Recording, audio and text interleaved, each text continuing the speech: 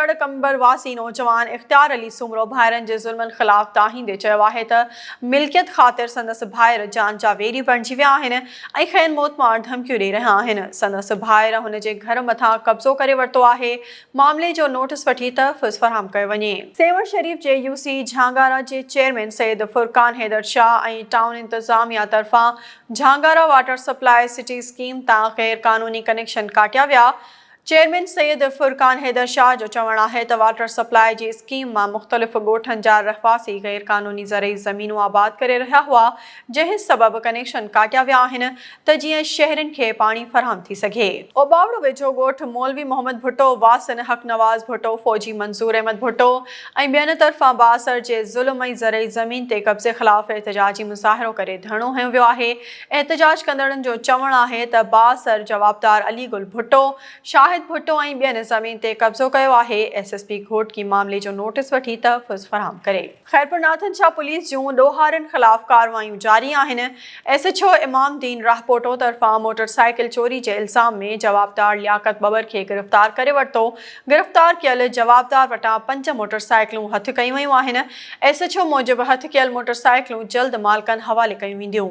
ओबावड़ो में समाजी बुराइनि ऐं शराबख़ाने ख़िलाफ़ सियासी समाजी ऐं मज़हबी तंज़ीमुनि पारां एहतिजाजी रैली कढी वई, जेका मुख़्तलिफ़ रस्तनि खां थींदे मेन चौक ओबावड़ो पहुती, जिते मौलवी मोहम्मद यूसुफ मज़ारी, ग़ुलाम अकबर ऐं ॿियनि ख़िताब कंदे चयो त शहर में समाजी बुराइयूं उरूज ते पहुतल आहिनि।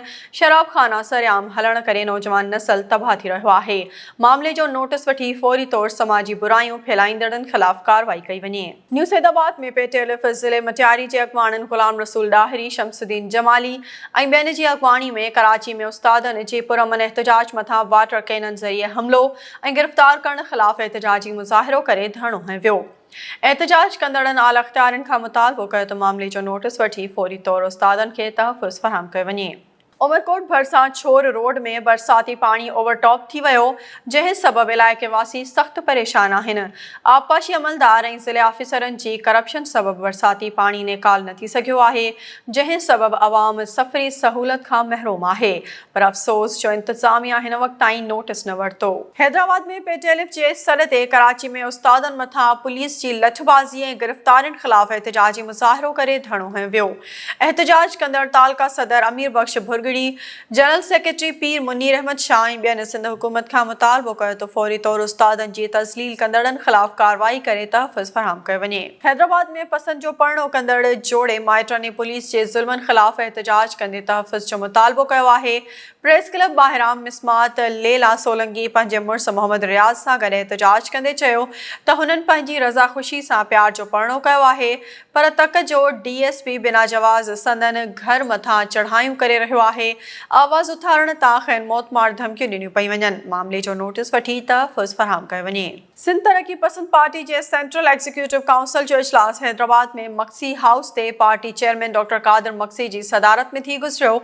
इजलास में सॼी सिंध मां पार्टी जे डिवीज़न ऐं ज़िलनि जे सदरनि, जनरल सेक्रेटरी समेत पार्टी जे मरकज़ी कमेटी जे मेंबरनि शिरकत कई। इजलास में मुल्की ऐं सिंध जी सियासी सूरतहाल, तंज़ीमी सूरतहाल जो जाइज़ो वरितो वियो ऐं मुख़्तलिफ़ फ़ैसिला कया विया। इजलास खे सिंध तरक़ी पसंद पार्टी जे चेयरमैन डॉक्टर कादिर मक्सी ख़िताब कंदे सिंध में वधंदड़ बुख बदहाली बेरोज़गारी जे ज़िम्मेवार पीपी हुकूमत आहे। संदन पार्टी जो मंशूर सिंध जी ख़ुशहाली आहे। रोहिड़ी वेझो ॻोठ अली नवाज़ सावन में 55 साला शमन अली सावन घरू परेशानी खां तंग थी आपघात करे छॾियो। इतला ते पुलिस वाक़े वारे हंधि पहुची आपघात कंदड़ जो लाश तहवील में वठी अस्पताल मुंतक़िल कयो, जितां ज़रूरी कार्रवाई बाद लाश वारसनि हवाले कयो वियो। रोहिड़ी भरिसां सखर बिराज में हिकु ॾींहुं अॻु खां फाथल लाश रोहिड़ी पुलिस कढाए ईदी एम्बुलेंस हवाले करे छॾियो।